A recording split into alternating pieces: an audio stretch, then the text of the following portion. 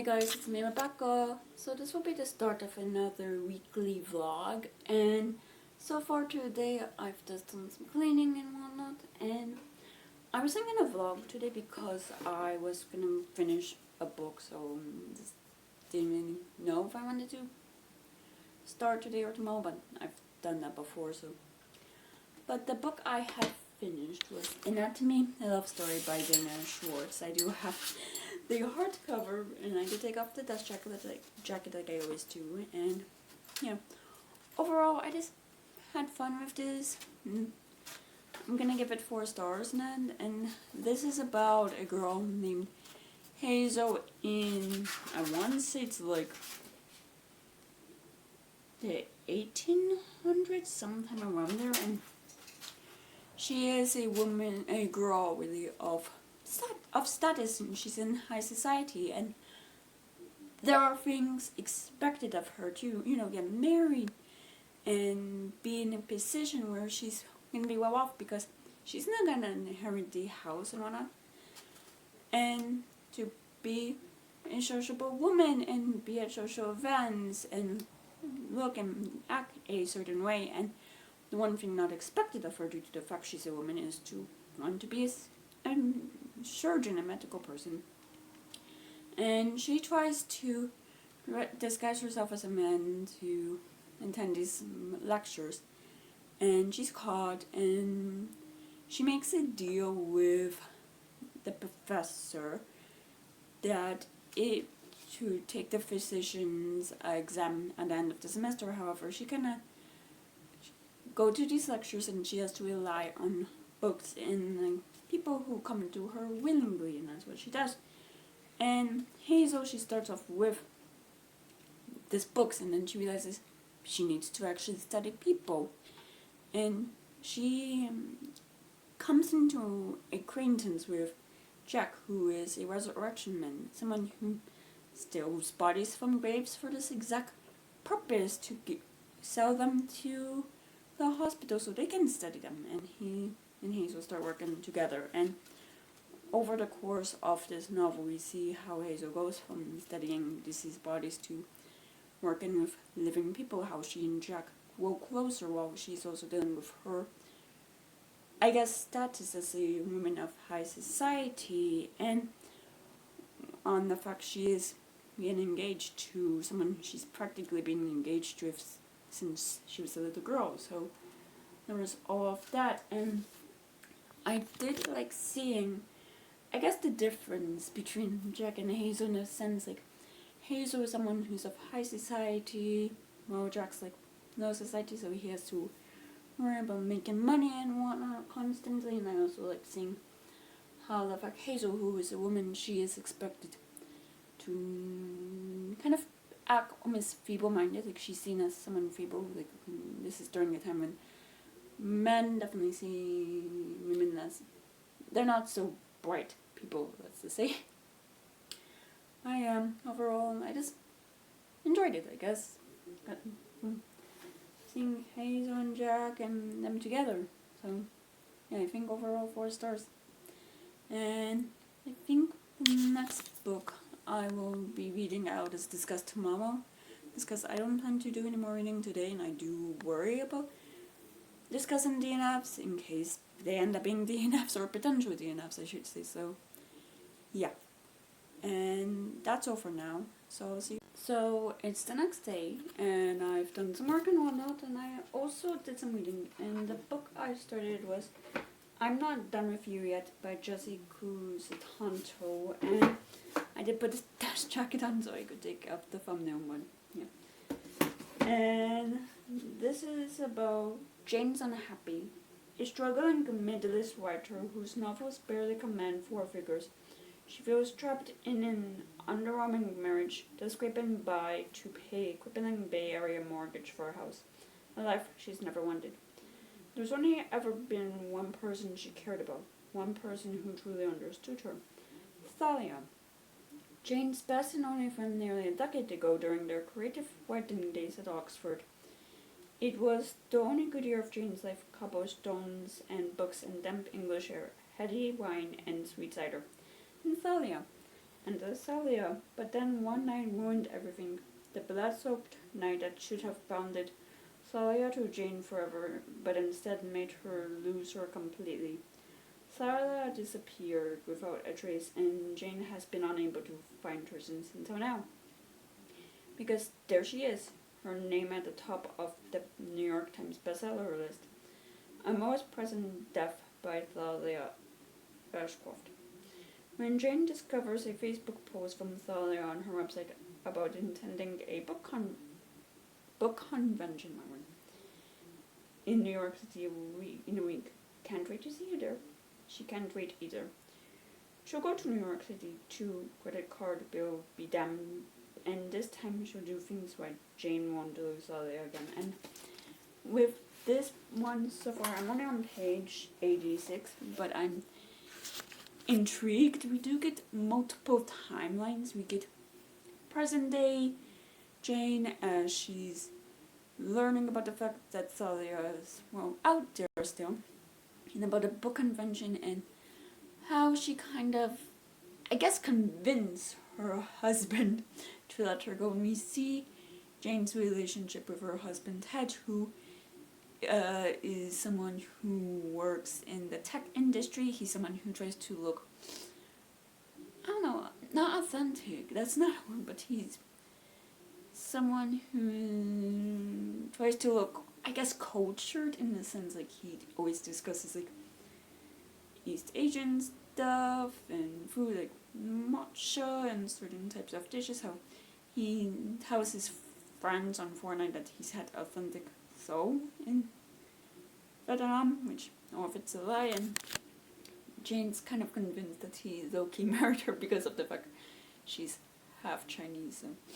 And we see the relationship's not the best as well, in a sense. He almost looks down on her for the fact he doesn't make more money than her, and we see how she gets upset with him because he almost sees her as this, like, unpaid live-in maid, like, always keeping the house tidy, and she tries to be,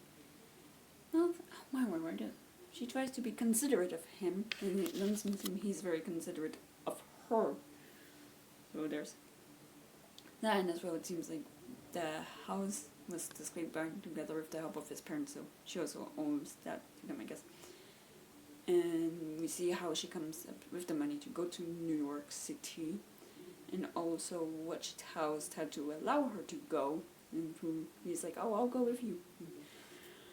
But we also get the perspective from 9 years prior when Jane meets Thalia on their first day to Oxford, and the fact they are living across from one another, how Jane is jealous of Thalia's, I guess, friendship with this girl named Annie, who for some reason doesn't seem like she likes Jane or looks down on her for the fact Jane comes from a different background, I guess, than her. Like, Jane didn't come from a well-off family. She grew up in a one-parent household and her mom just held minimum wage jobs, it seems like, and it seems like to her mom just didn't give a damn about her.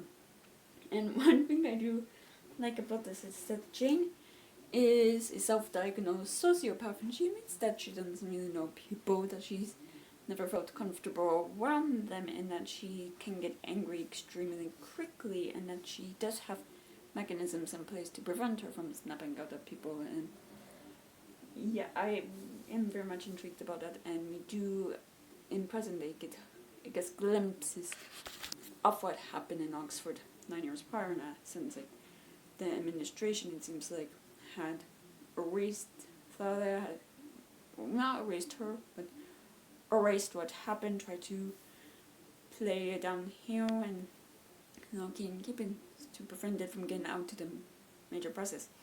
And how Jane, it seems like, has kept the letter opener that was used that night, so I'm very much intrigued to see where this goes. And yeah, and I think that's all for now. So yeah, so I'll see. So it's the next day, and I'm hoping the lighting isn't so bright as it was yesterday, which I'm pretty sure it's not just because of where I was in my room.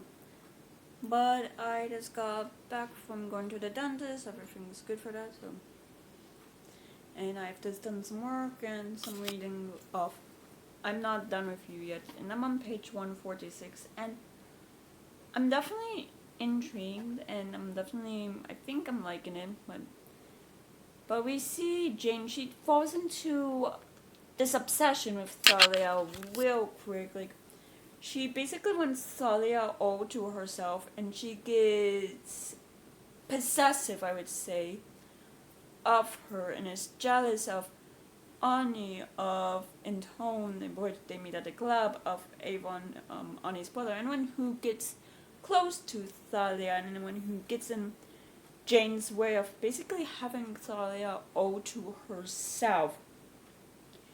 And we learn in a past timeline that Thalia, she's not as rich as Jane believed her to be, that her family are not in a good financial state, they're in debt, and Thalia feels like she's being selfish by going to this program when they're in debt, and she's like, oh, this is gonna be my first and last term here because of that, and I was only getting close to Ani so I could ask for a loan or that she might give me money. And we see how they kind of come up with a plan to, instead of getting to Ani, getting to Avon, who seems he's fallen under Thalia's spell, in a sense. Like, Thalia is someone who's very beautiful and very charming and whatnot. So yeah, I'm intrigued about that because of a line that was mentioned in a previous chapter about how this was only the beginning of the end for them. And in a present timeline, we see Jane, she's, I guess, coming to the realization that her literary agent, someone who she's been in contact with, probably is not as nice as she seems, or maybe doesn't care about her clients. And we just continue to see the asshole that her husband's like, who's like always trying to not even downplay her accomplishments. Like, oh yes, your accomplishments, ma'am, they're not so good. Like, just talk down on her basically, and she almost resents him. Like, she's like, oh, I might have found some attractive ones, but yeah, and we see how she is able to get into the convention, and she went into Ani in present timeline, and Ani tells her some news in her relations to Thalia, so I'm very intrigued to see how that plays out. But yeah, there's this bit that's like, I'm cringing at this because of Jane is almost naive at times, thinking, I don't know, if the way people act, or she thinks people are out to get her, like she sees the worst in people. And yeah, and we also see how her mom, this made her feel low, or made her feel like she doesn't deserve anything good. And yeah, I think so far I'm liking it, but I'm definitely intrigued to see how the rest of this plays out. So yeah, but I think that's all for now, so I'll see you when So it's the next day, and I've done some work and whatnot, and I did do some more reading last night and today, and now I'm on page 266 of I'm Not Done With You Yet. And oh my word, like, initially I was like, yeah, this is fine, but I'm like page turner.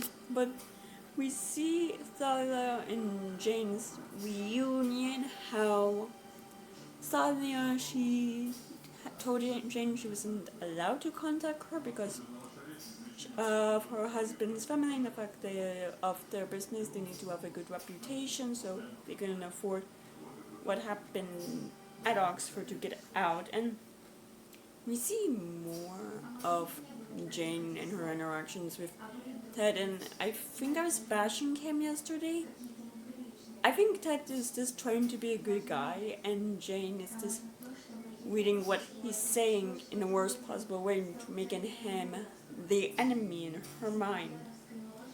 So I want to clarify that. Because, yeah.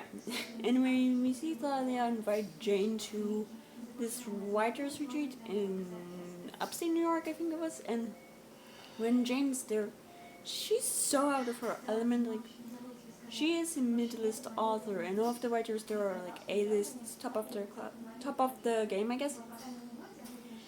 And the retreat goes okay until someone ends up dead from falling off a cliff, and yeah, that's when we get Thalia's perspective, and oh my word, like, Jane. Okay, spoiler alert. Skip the next 10 seconds probably. Jane claims she's a sociopath, but she's self-diagnosed. Like, she did tests online that you can probably do for free on certain websites. While Thalia has been diagnosed by a psychologist with ADP, making her, in her words, a true sociopath. And we do get her perspective on the way she viewed Jane at Oxford, like this puppy who would follow her around doing everything she said and would do the most obvious thing. And we see Thalia, like, she's told the rest of the group stuff, or said what happened in a way that turns them against Jane, makes them think she is a stalker, and Jane leaves and has the actual conversation with her husband, in which they reveal that there are issues in their relationship and the way that Jane perceives that he's against her. It seems like she just has this habit, I guess, of thinking everyone is against her, and she and Ted do, I guess, couple therapy, and the therapist is like asking Jane questions and is saying, you just actually have you have social anxiety. I was trying to frame it somewhere else, something else, but, and the anger you feel is the fear you feel, but being manifested into anger, and I find that so interesting that Jane is this, I guess, afraid. I mean, that makes sense, because with, I guess, the interactions she's had with her mother, it's just made her feel down about herself, and it seems like she didn't really have friends growing up, and it's not because she hates people, it's because it seems like they scare her, and we do get the events of what happened at Oxford from Jane's Thalia's perspective of what happened and what happened afterwards, and my god, Thalia is this, like, that's when I'm like, okay, I'm turning the page, because she is so self-centered. She's like, oh, everyone should care about me, and she is aware that she knows that part of her brain is, I don't even know how to phrase this correctly, but she feels so disconnected from people, from how other people feel, like why other people are excited or happy when I see a birthday cake, for an example. And hearing that and seeing that, it's just interesting to me. So yeah, now I'm definitely intrigued, because Thalia's perspective so far is quite interesting, and something has happened in Thalia's perspective that I'm extremely interested in how will happen afterwards. So yeah, I think that's all for now. So it's the next day, and I'm not sure about the lighting, guess I'm by the window that was quite exposed a couple days back, so yeah, sorry about that. But I have done some work, and I did do some reading, and I did finish I'm Not Done With You Yet. And the last 60 pages was something. Included someone going to prison, someone getting out of prison, because Jane helped them and Jane, like, they had Jane under their thumb, which let someone else go into prison, and Jane kind of blackmailing the person who was originally in prison for Ivan, Ani's brother Thalia's husband's death. And we see how he was killed, how it seems like Thalia was slowly killing Kim, then she had other plans, and then someone decided, no, gonna speed things up. So yeah, we see that, and overall, I liked it. I'm giving it 4 stars.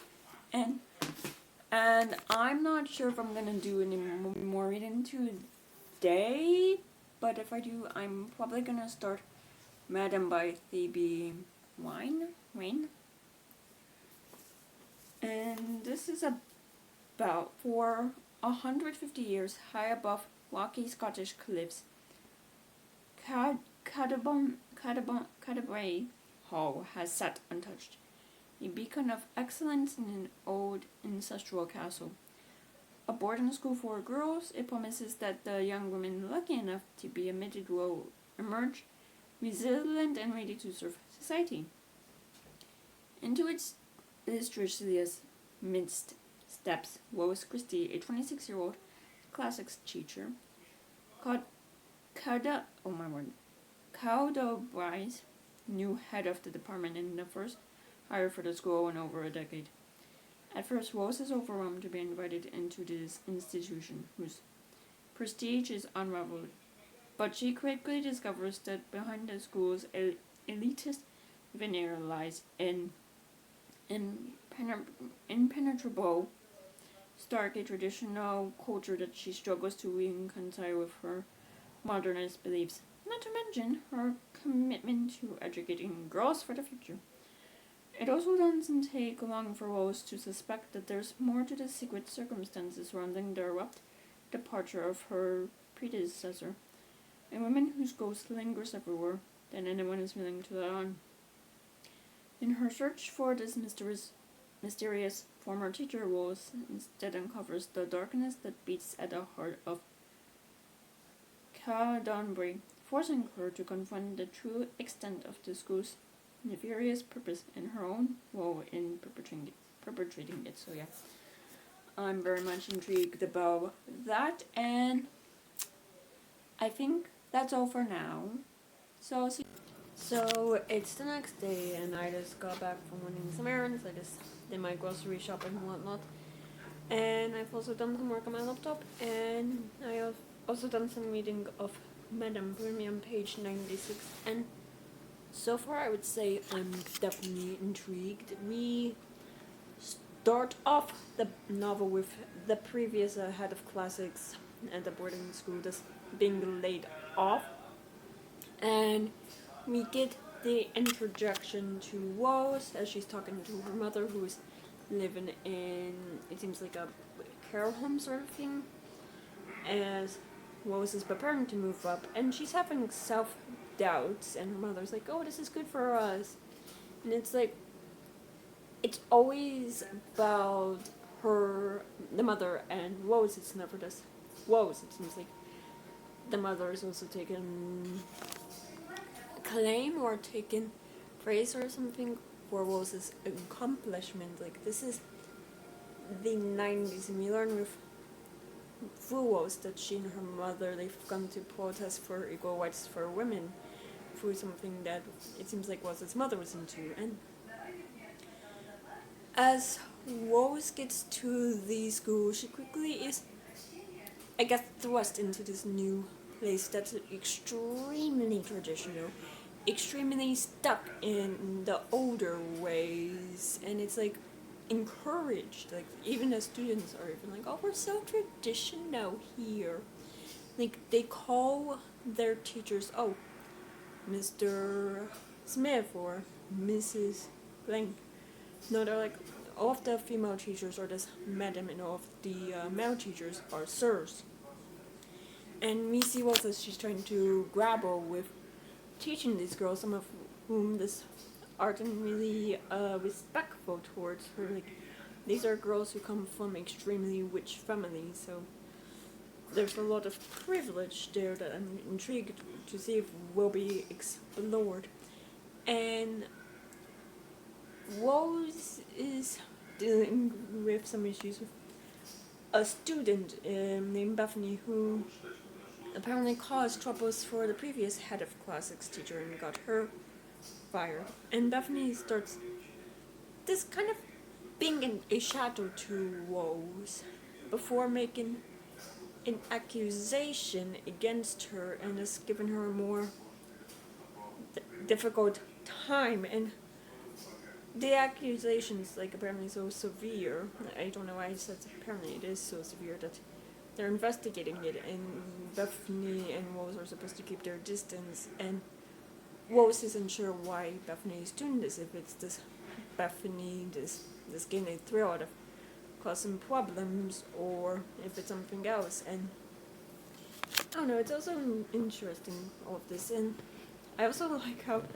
Rose is just so, I guess, out of place here, because she is the new person when it comes to the staff. They hadn't hired one externally in over a decade, and it seems like everyone has their groups, everyone knows the way things are at the school, and it's, oh, I don't know, not weird, but I guess different to what Rose is used to. And I don't know, all of it's just quite interesting.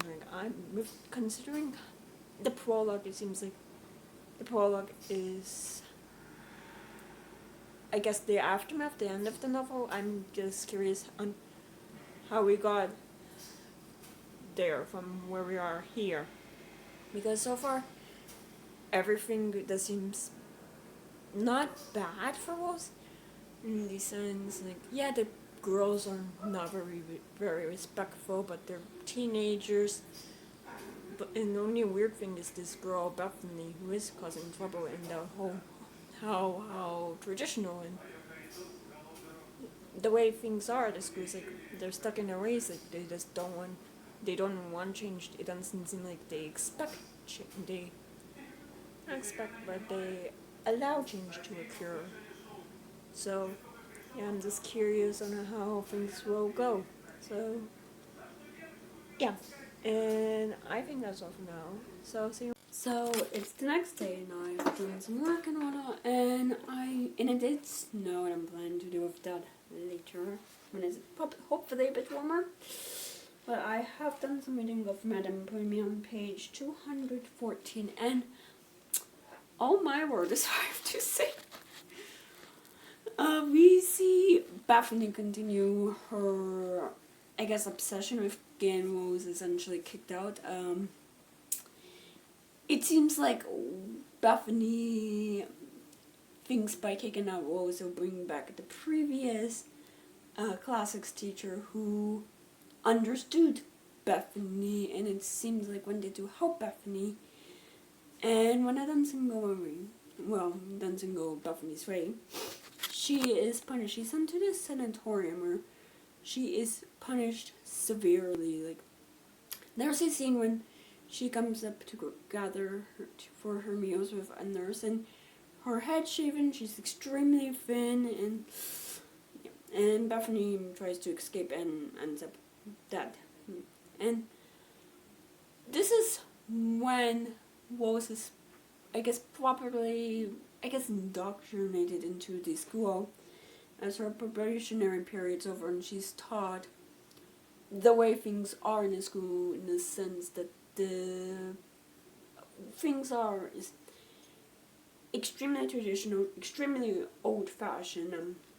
It seems like the founder of the school was not a fan of Queen Victoria for being a woman on the throne, so he is using the school to, I guess, ensure that women are never that high up in society, by essentially teaching them the basic skills they'll need, and basically marrying them off either to men who are on the same level of position they are in society or above.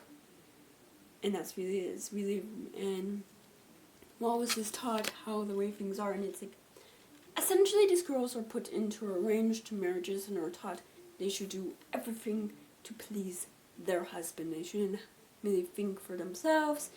They shouldn't really want to do anything for themselves. And it has pushed Bethany to the edge. And we do see Wallace's mother is being used against her by the founders. And not the founders, I mean by the head of the school board, the governors.